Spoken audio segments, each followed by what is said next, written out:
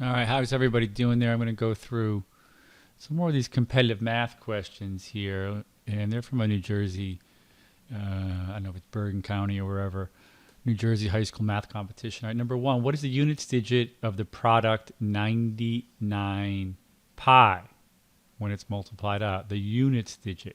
All right. Well, pi we know. Let's make this bigger, please. Pi we know is 3.1415, I think, something like that. And if we multiply it by 99, what is the units digit? Now, this is a little bit of a tricky question here because if you don't see what I'm going to show you, you could spend a long time doing it. What number is 99? Or you could just get the wrong answer. In fact, I think the first time I did this, I got it wrong. I wasn't thinking. What number is 99 close to? Well, it's close to 100. So it's really 100 pi minus pi. 100 pi, 3.14. Look at this, 314.15 minus 3.14, something like that. All right. We subtract 10113. Is that right? Yeah, right here is our decimal point. 311. The units digit is going to be 1. All right. If you don't see that little thing there, you could get messed up. Whenever you see a question with a weird number, see if you can make that weird number a little bit more friendly. Number two, if the diameter of my car's new tires, let's just crop this out if we can. If the diameter of my car's new tires were 26 inches, when wore down uniformly 1/4 of an inch, the tires will need more revolutions. They say X% more revolutions, right? Because your tires, they went from something like this to something a little bit smaller. I made that a lot smaller just so you could see it. They're going to have to make more revolutions to cover the same distance. To the nearest tenth, what is the value of X? So let's see. All right, let's make a better. Let's make a better tire so that we can see. All right. So at first, the diameter was 26 inches. At first, we were 26. Let's change it to black. I think we did. At first, we were at 26 inches. Let's do a whole bunch of different colors. This thing is so high. All right. 26 inches, and we are in text. All right. So we're at 26 inches in diameter, and then they're worn down uniformly 1/4 of an inch. That means we're going to subtract 1/4 of an inch. We're going to subtract 1/4 of an inch, and we're going to be at, well, let's go back over here, 25.5 inches. All right. So the question is, and let's do another color. The question is, before, when we rolled the tire, we would get cover a distance of 26 inches. Now, when we do it, we're only going to cover 25.5 inches. So we're going to have to multiply this by something. We're going to have to increase 25.5 by something to equal 26. And so how do you, well, we're going to increase it by X%. All right, we're not going to say X%. Let's just call it, increase it by, let's just use the number A. Let's just say 25.5 times A times something, and then we'll convert it to a percent later, equals 26. Well, 25.5 is 51 halves A, and that equals 52 halves. All right, multiply both sides by the reciprocal here. Let's get wacky with the colors. 2 over 51. 2 over 51. Our 2's cancel, and A equals 52 over 51. All right, what are we going to do with that? 52 over 51. What does that look like in terms of a percent increase? Right? Note that that number is bigger than 1. Of course it is. We're increasing. When you're increasing, you're multiplying it by a number that's bigger than 1. We're going to do 52.0000. Let's do 4 zeros just to be safe. Divided by 51. 51. 1. 0. How many 51s are in 10? 0. We're going to put a 0 here. No, not there. I'm going to bring down this 0. How many 51s are in, is that right? Yeah, 52 divided by 51. 10 times, I'm sorry. How many 51s are in 100? 2. We're going to do, no, not 2. 1. I knew that was right. 51. 100 minus 51 is 49. We're going to bring down another 0. How many 51s are in 490? Well, that's going to be 9. 9 times 50 is 459. And what do we get when we subtract 31, 310? Where's our decimal point here? And yeah, how many 51s are in 310? Well, it's 6. So look, a lot of decimal places here. I'll write the number out, 1.0196. So it's really 1.96%. And they say to the nearest tenth, what is x? Well, it's really going to be 2%. Now, actually, I looked in the answers here, and it said that they would only accept 2.0. You had to put a 0.0 in there to accept it, which is kind of cruel. In other words, they would reject 2%, which I think is typical school nonsense. All right. Number 3. Let's try to crop this. I got another student coming up now. Are you in my 100x math plan? You should be. All right. Let's see how fast I can do this. Of the 24 possible arrangements of these digits, 9, 4, 3, and 2, how many represent a prime? Oh, boy. Now, the first thing that I was uncertain of was whether or not you were allowed to do this. Okay, so it says 24 possible arrangements. Well, 24 possible arrangements means we have 4 possibilities for the first slot, 3 possibilities for the second, 2 possibilities for the third, and 1 for there. 4 times 3 times 2 times 1, 12 times 2, that's 24. Okay, now if you could choose these numbers individually, you'd have more than 24. Right, so that means that you can't choose them individually. So they are absolutely, where is my timer going off? Those are actually rearrangements. Okay, I'm sorry, permutations. Let's write that out, permutations. They have to be 4-digit numbers.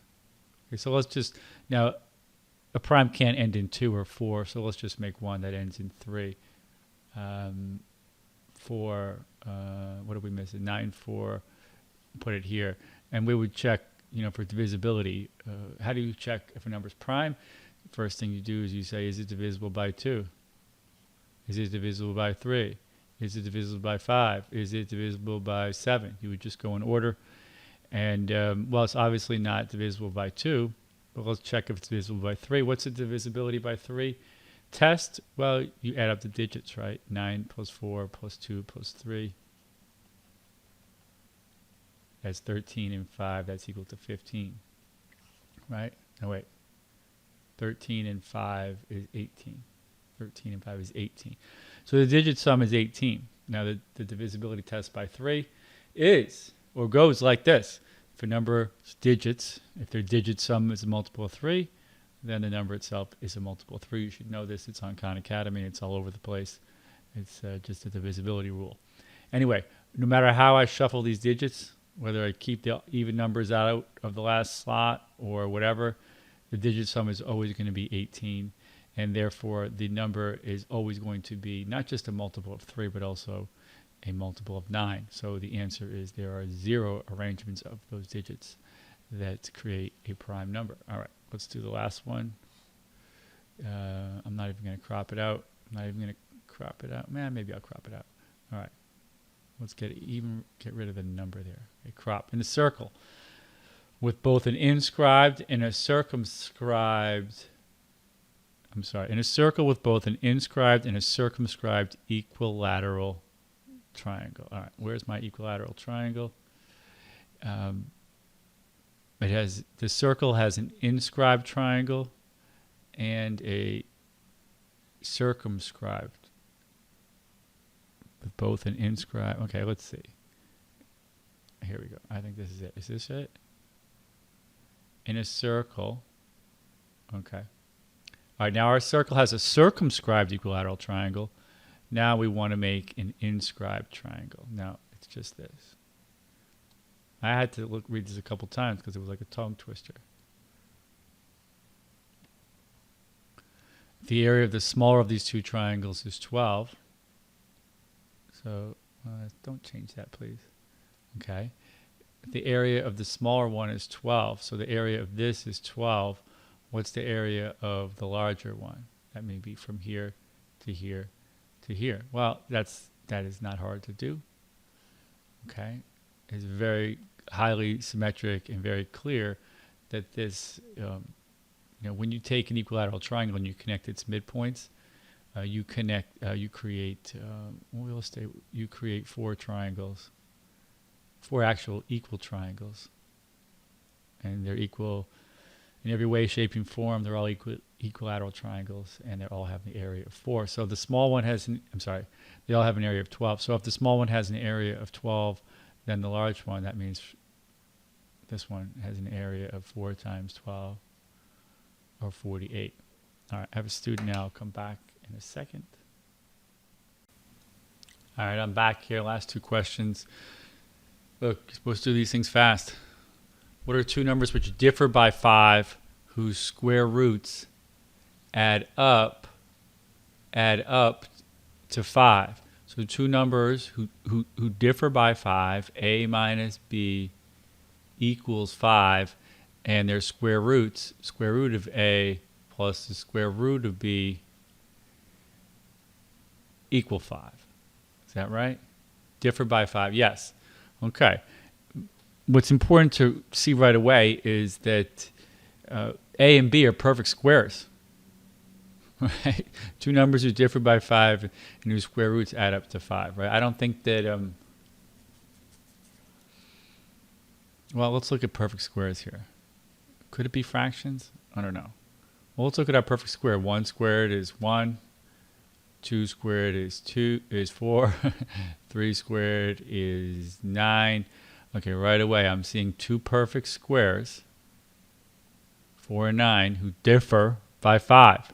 Okay, as we keep going, the squares get further and further apart.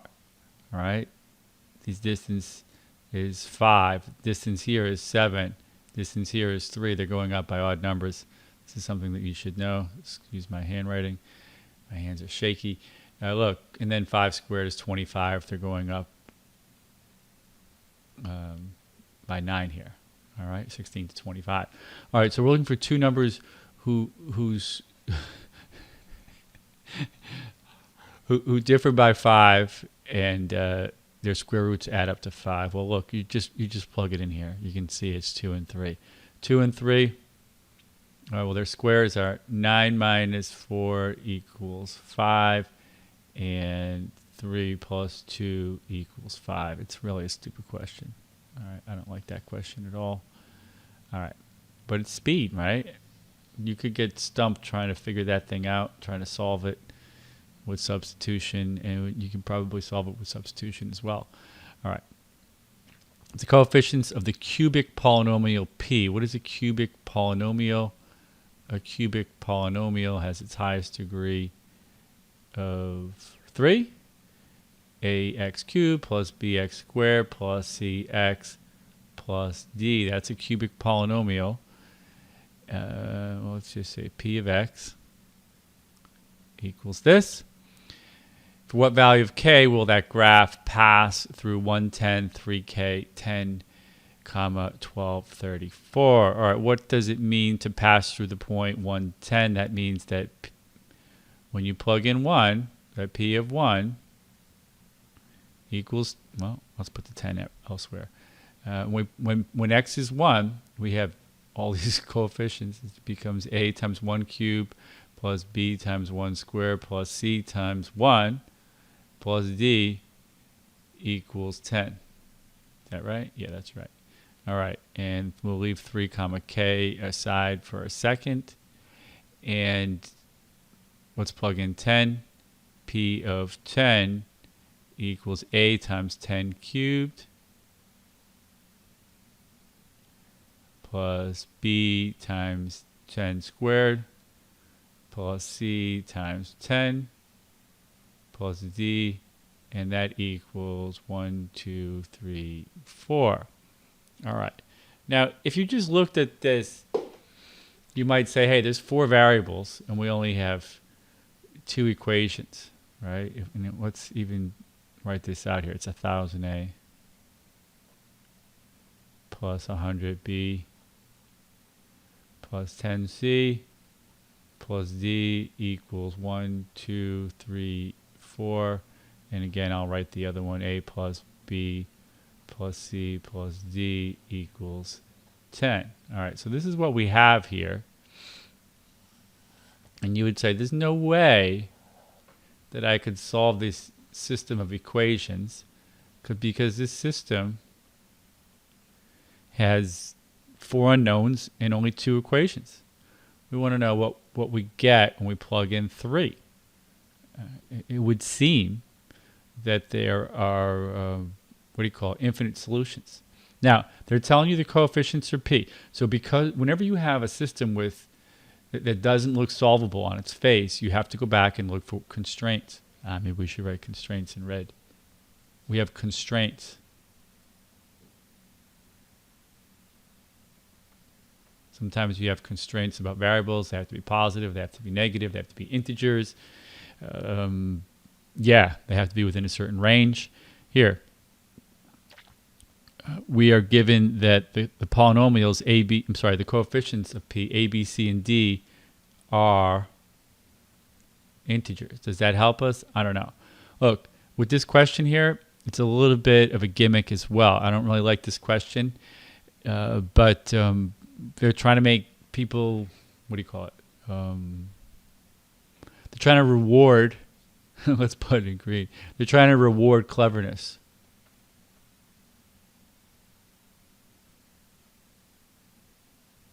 Okay, and it's a time thing. So you have 12 minutes to do this and the question before it. If you just look, whenever I see 4 numbers that add up to 10, I always think bowling. 1, 2, 3, 4. Ooh, 1, 2. That's ugly. 1, 2, 3, 4. I think triangular numbers. I think, let's go with a different color here. I think 1, 2, 3, 4. And what do you know? If A is 1, and B is 2, 1,000 plus 200 plus 30 plus 4 gives us this number here.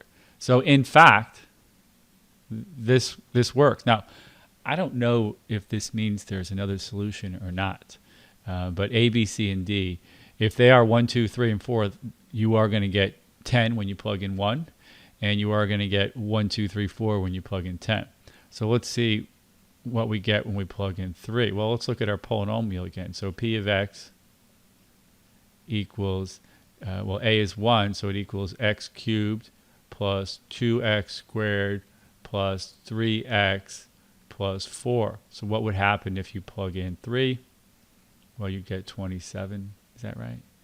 27 plus 9 times 2 is 18 plus 9 plus 4. 27 and 18 is 45, and 45 and 13 is 58.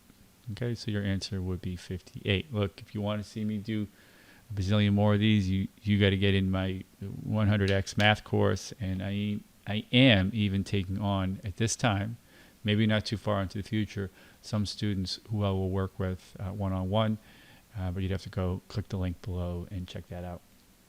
I'll see you in the next one.